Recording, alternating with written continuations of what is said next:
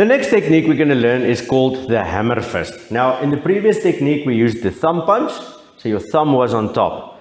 For this technique, you're going to need to pull your thumb in. So the proper way to do it is start at your little pinky finger, curl it in, then your ring finger, then your middle finger, then your index finger, lock them nice and tight, and then lock it all in with your thumb. Now you have a nice solid fist. Now we're not going to hit in the normal way, we're going to strike with the bottom of the hand, in other words with this portion of the hand. Think of a hammer. When you use a hammer to put a nail into a plank, this is how you would use it. Here's your hammer.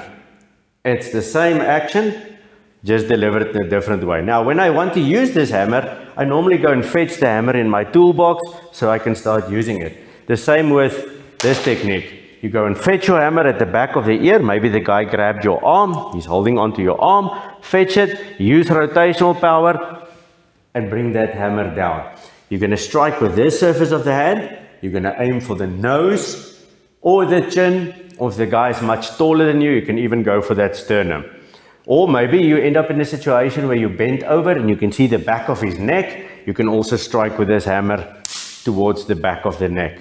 So key point to remember, fetch that hammer from the toolbox, which is your ear maybe, and then you bring it down using rotational power.